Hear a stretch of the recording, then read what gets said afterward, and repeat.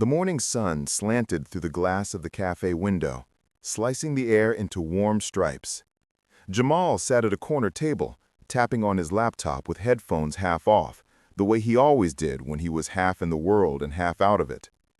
The world outside was humming with Monday nerves, the traffic lights blinking red, white collars rushing past each other, and a siren wailing faintly in the distance. He had his coffee, strong and dark, cooling beside him. It was supposed to be a quiet morning. He'd left his construction site early to meet a client for his new architecture startup, something he'd been building from scratch for 3 years. Everything he had was riding on that meeting. Across the room, a woman's voice pierced through the morning calm. "Excuse me, are you even listening to me?" Jamal didn't look up at first, but the tension in her tone made others turn their heads. Near the counter, a woman in her late 30s, tall, blonde, wearing a pressed white blouse and sharp heels, was glaring at the young barista, who looked seconds away from tears. "I asked for soy milk. This is regular. Do you not understand English?" the woman said sharply, shaking her cup like it was proof of a crime. Her name tag, pinned neatly to her blazer, read Rebecca H. The barista mumbled an apology and offered to fix it, but Rebecca kept going. "No, this is ridiculous. I pay for service. I don't need mistakes like this." Jamal exhaled slowly, shaking his head. It wasn't his business. He'd seen scenes like this too many times. The entitled customer, the quiet worker. But then, Rebecca's eyes flicked toward him, as if she could feel his disapproval. "What are you staring at?" she snapped, voice sharp enough to slice through the cafe noise. He raised his eyes, calm but firm. "Nothing, just drinking my coffee." Her lip curled. "Yeah, sure you are." Something in her tone, that sneer that carried centuries of unspoken poison, made him set his coffee down. The barista slipped away, relief in her eyes. Rebecca picked up her bag and stalked toward the door, heels clicking like punctuation marks. But just as she passed Jamal's table, her elbow clipped his cup. Coffee spilled across the table, splattering his shirt. "Oh, great," Jamal muttered, standing up quickly. "Watch where you're going." Rebecca spun around. "Excuse me? You bumped into me." "You hit my table," Jamal said, his voice calm but controlled. "And now my shirt's ruined." She scoffed, her eyes narrowing. "You people always think you're the victim, don't you?" The room fell silent. Conversations died mid-sentence. Jamal froze, his jaw tightening. "You people." The words hit harder than the coffee stains spreading on his shirt. "Ma'am," he said slowly, "I'm not looking for a fight, just an apology." She stepped closer, face red, breath sharp. "Apology? From me? You should be grateful I'm even talking to you." Something in Jamal cracked. He wasn't angry, not yet, but tired.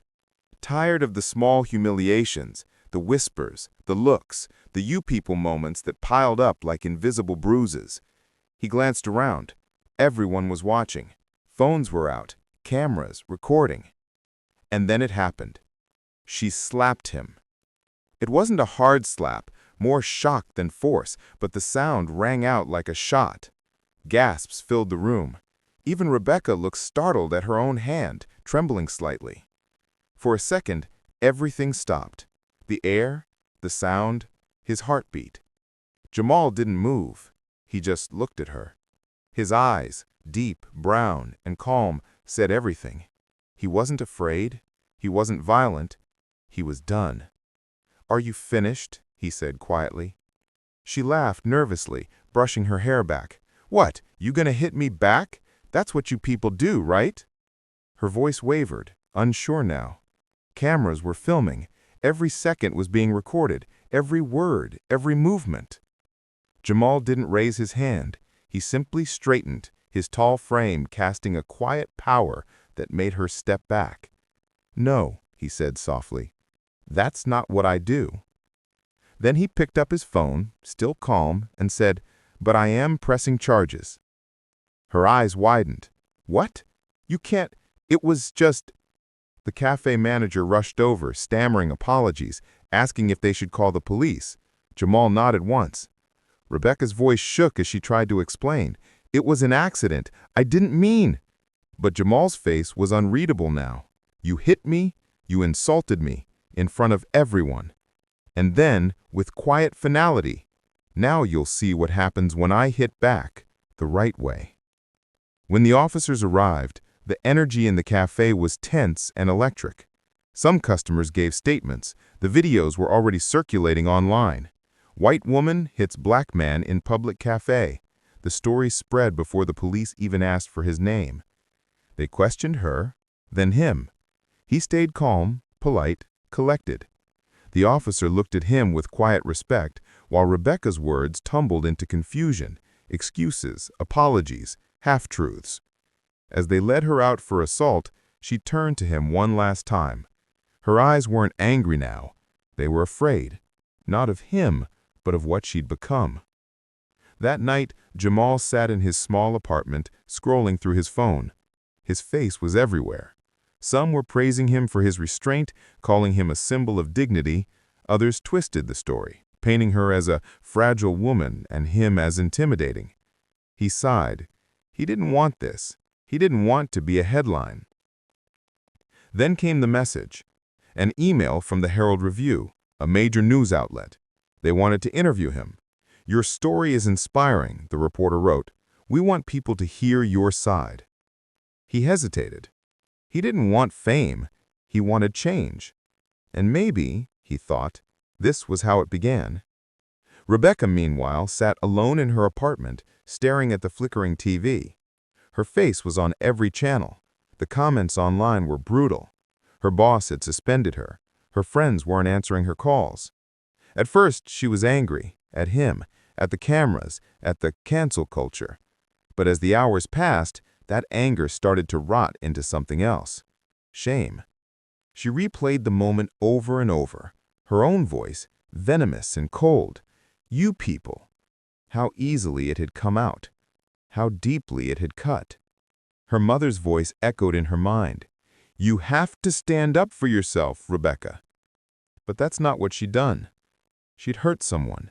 She'd humiliated someone who'd done nothing to her. And for what? For a mistake in her coffee order. She buried her face in her hands and whispered, "What have I done?" Days passed. Jamal's interview aired. It wasn't about revenge. It was about respect. "I don't want her destroyed," he said on camera, his voice steady. "I just want her to understand that people like me aren't invisible. We bleed, we work, we dream, just like everyone else." The clip went viral again, but this time for a different reason. People saw the grace in his words, the empathy even for someone who had disrespected him. He became, unintentionally, a voice for something bigger than himself. Rebecca watched the interview from her couch, tears streaking her face. The way he spoke, calm, forgiving, made something inside her break. No one had ever spoken about forgiveness that way. Not in her world, not where anger ruled and pride was everything. That night, she opened her laptop and began typing a letter. Not a PR statement, not an apology for the media, a real one. From her. "Mr. Jamal Carter," she began, "I don't expect you to forgive me, but I need you to know I saw myself for the first time that day, and I hated what I saw. I've spent my whole life thinking I was better, when in truth, I was smaller. You showed me that." She didn't know if she'd send it, but she wrote it anyway. A week after the cafe incident, Jamal's world had changed in ways he hadn't expected. He was no longer just Jamal Carter, architect from Southside. He was the man who didn't hit back. The videos had reached millions. Talk shows debated his restraint. Commentators called him a hero. But Jamal didn't feel like one. Every time his phone buzzed with another notification, he felt a strange hollowness. People were praising him, but they didn't know how tired he was, how many times he had swallowed anger before it burned his throat, how many slights he'd ignored in elevators, boardrooms, and on sidewalks. He didn't want to be a symbol, he just wanted peace. His friend Marcus leaned across the diner table one evening, grinning. "Bro, you know you're trending again? Hashtag Grace Under Pressure. They got shirts with your face on them." Jamal sighed. "I didn't ask for that." Marcus shrugged. "Doesn't matter. You handled that woman better than any of us would have. You should be proud." "Yeah," Jamal muttered, stirring his coffee. "But it shouldn't take a viral video for people to realize racism exists." Marcus nodded, face sobering. "That's true. But man, people are listening now. You've got a platform. Maybe use it." Jamal didn't answer. He just looked out the window at the blur of cars, the city pulsing with noise and indifference. He wanted to move forward, but the world wouldn't let him forget. Across town, Rebecca sat at her kitchen table, eyes red from another sleepless night.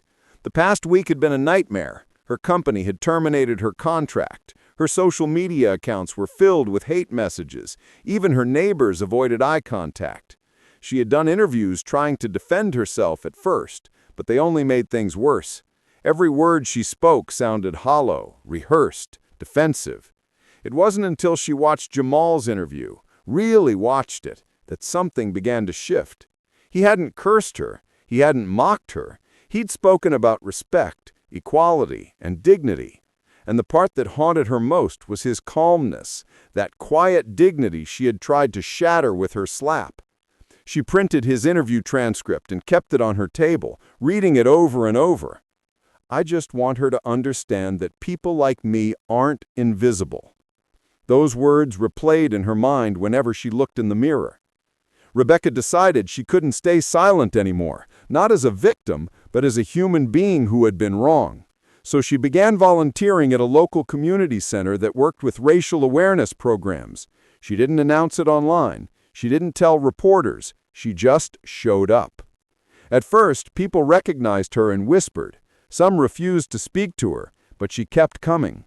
She cleaned tables, handed out flyers, and listened to people's stories, real stories of discrimination, humiliation, and pain.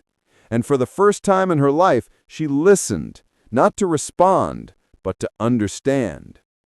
3 weeks later, Jamal received an unexpected letter. The handwriting was neat but nervous, the envelope unmarked. He almost threw it away, thinking it was another fan letter or media request, but when he opened it, he froze. "Mr. Carter, I know I'm the last person you want to hear from, but I want you to know that the woman who slapped you in that cafe is not the same woman writing this letter. I've lost my job, my reputation, and most of my friends, and honestly, I deserved it. But what I gained is something far more valuable: awareness. Your grace exposed my ignorance. Your silence shouted louder than my hate. I am deeply, truly sorry. Not because I got caught, but because I finally saw what you've probably seen your whole life, the way people like me make people like you feel small. I don't expect forgiveness, but I do want to thank you for not hitting back that day, because it hit me in ways I can't explain. Rebecca Hamilton." Jamal sat in silence, the letter trembling in his hand. He read it again, slowly, feeling the weight of every word. He'd seen plenty of fake apologies before, the kind crafted by lawyers or PR teams, but this one, it felt raw, human, real. He didn't know what to do. Forgive her? Ignore her? Respond? He placed the letter in a drawer next to a photo of his late mother, the woman who'd raised him on lessons of dignity and restraint. He remembered her words, "Son, sometimes hitting back means standing taller." Maybe forgiveness was its own kind of strength. The next week, Jamal was invited to speak at a public diversity forum in downtown Chicago, a televised event with community leaders and activists.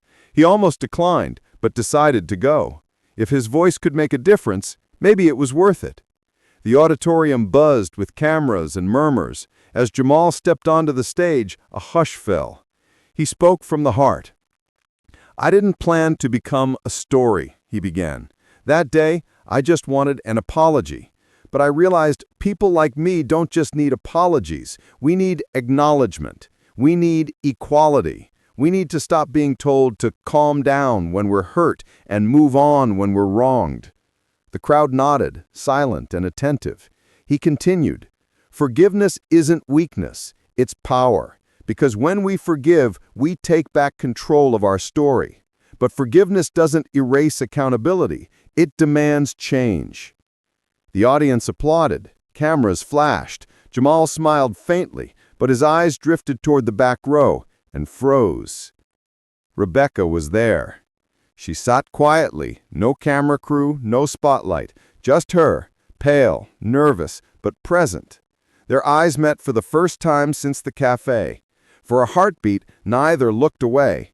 When the event ended, reporters swarmed Jamal, but he kept glancing toward the back. Rebecca waited, her hands trembling. She had almost left 3 times, but stayed. Finally, Jamal approached her. The room seemed to fade, leaving only them. "Jamal," he said quietly. She swallowed hard. "Mr. Carter, I didn't mean to intrude. I needed to hear you speak." He studied her face. She looked smaller somehow. Not physically, but softer. The arrogance from that day was gone. "I got your letter," he said. She nodded. "I didn't know if you'd read it." "I did," he said, "and I believe you meant it." Her eyes welled with tears. "I did, every word. I can't undo what I did, but I'm trying to learn, to do better." He looked at her for a long moment. The anger he had carried, that invisible weight, started to lift. Maybe not completely, but enough. "I'm not angry anymore," he said finally. She blinked, shocked. "You're not?" "No. Anger's heavy. I've got dreams to carry instead." A small, tearful laugh escaped her lips. "You're a better person than I am." He shook his head gently. "No, just a man who's tired of hate." They stood there for a long moment in silence, not as enemies, not as victim and offender, but as 2 flawed humans trying to move forward. When she extended her hand, he hesitated for a second, then took it. Cameras clicked in the distance, but neither of them cared. "I hope you keep learning," he said softly. "I will," she whispered. "Thank you for giving me that chance." Over the next month, Rebecca began to rebuild her life. She started working full-time at the community center, helping design anti-bias workshops. She didn't use her story for sympathy. She used it as a warning. Whenever she stood before a class, she began with, "I was the woman who hit someone for no reason, and he showed me who I really was." People listened because it was raw and it was real. Jamal, meanwhile, found his firm gaining attention. A city developer offered him a major contract, his biggest yet. He was thriving not because of the fame, but because of the peace he'd earned by not letting bitterness consume him. One afternoon, as he reviewed blueprints in his new downtown office, a knock came at the door. It was Rebecca, holding a box. "I thought you might want to see this," she said softly, placing it on his desk. Inside were letters, dozens of them. They're from people who watched what happened. Black, white, young, old. They wrote to say how your story changed the way they think or talk or listen. I collected them, thought you deserved to see what your strength did. Jamal picked up one of the letters, a child's handwriting. "Thank you for being kind even when someone was mean. My teacher showed us your video. I want to be like you." He smiled, quiet and full. Rebecca turned to leave, but he stopped her. "You've come a long way," he said. "So have you," she replied. As she walked out, Jamal looked out the window, sunlight spilling across his desk. He thought about that day in the cafe, the coffee, the slap, the silence, and how it had led to this. He realized something profound. Sometimes the hardest hits aren't the ones that land on your skin. They're the ones that wake your soul. 6 months had passed since the cafe incident. The city had moved on, or at least most of it had. News cycles turned, new scandals rose, and the internet found new targets. But for Jamal and Rebecca, life had changed in quieter, deeper ways. Jamal's architecture firm had taken off. His design for a community youth center, a place that would bring kids from different backgrounds together, had just been approved by the city council. The project was funded by donations and a grant that came after his story gained traction. It wasn't just a building, it was a statement, a symbol of what healing could look like in bricks and glass. When he'd presented his proposal to the city board, he'd said, "This center isn't about forgiveness, it's about prevention. It's about making sure kids never have to unlearn hate they were taught too young." The board had approved it unanimously. Now, as Jamal walked across the construction site, blueprints under his arm, he felt something rare. Peace. The sun hit the half-finished steel beams, and for the first time in a long time, he felt proud not just of what he'd done, but of how he'd done it. Meanwhile, Rebecca was working as a full-time coordinator at the same community organization she had once volunteered for. Every morning, she showed up early, made coffee for the staff, and spent hours planning workshops. She'd changed, not in the superficial way of PR apologies and social posts, but in the way people change when they face themselves and refuse to look away. Her past still followed her, sometimes literally. There were stares, whispers, people who recognized her and chose not to forgive. She didn't blame them. She just kept working, kept learning, kept showing up. One day, her supervisor, an older woman named Denise, came to her office holding a folder. "Rebecca, you might want to see this," she said with a small smile. Inside was an invitation, a formal one, from the city of Chicago. Community Unity Forum, Bridging Divides Through Dialogue. The event was being held to discuss racial reconciliation and inclusion, and Jamal Carter was listed as the keynote speaker. Beneath his name, a note read, "Panel guest, Rebecca Hamilton." Rebecca's heart pounded. She hadn't known he was involved. She hadn't expected to share a stage with him again. Denise placed a hand on her shoulder. "They specifically asked for you both, to show what change looks like when people face it instead of running from it." Rebecca hesitated. "What if people don't want me there? What if they still see me as that woman from the video?" Denise smiled gently. "Then show them who you are now." The day of the event arrived on a crisp Saturday afternoon. The auditorium was packed. Students, community members, journalists, all waiting for the man and woman who had once made headlines for the worst reasons, now coming together for something better. Jamal arrived early, greeting volunteers, shaking hands with city officials. He looked composed, but there was a flicker of nerves under the surface. He hadn't seen Rebecca in months. He didn't know what to expect. When she walked in, wearing a simple gray suit and no makeup, he noticed she looked lighter. Not in the way of someone who'd forgotten, but someone who'd forgiven herself just enough to keep going. Their eyes met across the stage and both gave a small nod, a silent understanding. The moderator introduced them to the audience, summarizing the story that had once divided millions, now hopefully bringing them together. When it was Jamal's turn to speak, he began simply. "6 months ago, I was just a guy trying to have a quiet cup of coffee. I didn't expect to become a story, but I've learned that life doesn't ask for permission before it teaches you something." He looked at Rebecca briefly before continuing. "Forgiveness doesn't mean forgetting. It means choosing to build something new instead of living among the ruins." Then it was Rebecca's turn. The microphone felt heavy in her hands, but her voice didn't shake. "The first time I saw that video of myself, I didn't recognize the woman in it. I saw anger, entitlement, ugliness, everything I'd been pretending I wasn't. I wanted to disappear, but disappearing doesn't fix anything. Facing it does." She paused, eyes glistening. "I hit a man who did nothing to me, and the way he responded, with grace instead of hate, forced me to see the truth about myself. It hurt, but it also healed me because it made me change." The room was silent. Even the cameras seemed to hesitate, as if not wanting to intrude on something sacred.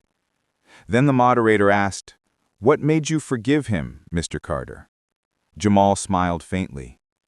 "Because someone once forgave me when I didn't deserve it. We all need that chance. Besides, hate's too heavy a thing to carry around. Forgiveness frees you more than it frees the other person." The crowd erupted in quiet applause, the kind that carries warmth instead of noise. Later, during the open Q&A, a young college student stood up. "Miss Hamilton," she asked shyly, "what do you say to people who still don't forgive you?" Rebecca thought for a moment. "I say they don't have to. Forgiveness is a gift, not a demand. My job isn't to make people forget what I did, it's to live in a way that proves I've changed." Jamal nodded beside her. "That's what accountability looks like." After the event, they walked out into the courtyard together. The evening light cast long golden shadows, and the autumn air felt cool and forgiving. "You spoke well," Jamal said, smiling softly. "So did you. You always do." He chuckled. "You make it sound like I've been doing this for years." "Well," she said, "you kinda have. Just not on a stage." They both laughed, the sound lighter than it had any right to be after all they'd been through. Rebecca hesitated, then asked quietly, "Do you ever wish that day hadn't happened?" Jamal looked out at the city skyline, thoughtful. "Every day. But then I think about what came from it. This project, this conversation, people actually listening. Maybe sometimes the worst moments are just the beginning of something better." She nodded slowly. "I think about it too. Not with pride, but with purpose." A silence settled between them. Not awkward, just full of meaning. "By the way," Jamal said, changing the subject, "I wanted to ask if you'd come by the youth center next week. We're having a community day. Kids, families, music, the works. You could run one of the empathy workshops you've been doing." Her eyes widened. "You want me to be there?" "Of course," he said, smiling. "You've earned that." She smiled back, a little teary. "I'd be honored." The following Saturday, the youth center opened its doors for the first time. The building stood tall, full of sunlight, with murals painted by local kids. Faces of every color, words like respect, unity, and hope splashed across the walls. Parents, teachers, and children filled the rooms with laughter and chatter. In one corner, Rebecca led a small workshop, showing kids an activity where they wrote down stereotypes they'd heard and then tore them up, replacing them with affirmations. Jamal watched from a distance, proud. Later, he gave a short speech to the crowd. "This place is for everyone. It's proof that no matter how broken a moment looks, something beautiful can still grow from it, if we let it." When he finished, the crowd cheered. Rebecca clapped from the back, smiling. Their eyes met again, and for a moment all the noise faded away. She walked over holding 2 paper cups of coffee. "Peace offering," she said, handing him one. He laughed. "You sure about this? You and coffee have history." "Yeah," she said with a grin, "but I've learned how to handle it." They both laughed, the sound echoing warmly through the courtyard. As the sun began to set, kids ran across the open field outside the center. Jamal watched them with quiet satisfaction, then turned to Rebecca. "You know, this place will outlive us both. That's the point, isn't it? To build something that keeps healing, even when we're gone." He nodded, smiling. "Yeah, that's the point." They stood side by side watching the sunset bleed across the sky, orange, gold, and deep violet. 2 people who had once stood on opposite sides of a moment of hate, now shared one of peace. For a long time neither spoke. They didn't need to. Because sometimes redemption isn't about forgetting what happened. It's about remembering it differently. Months later, a mural appeared on the outer wall of the youth center. It showed 2 hands, one white, one black, not shaking, but building, holding together the foundation of a home. Under it were the words, "When we hit back with grace, we build bridges instead of walls." Tourists took pictures. Kids pointed to it on their way to class. But for Jamal and Rebecca, it wasn't about recognition anymore. It was about the quiet, constant work of being better and helping others do the same. And somewhere in the gentle rhythm of their days, in the laughter of children, in the smell of paint, in the echo of forgiveness, they found what they'd both been searching for all along: peace.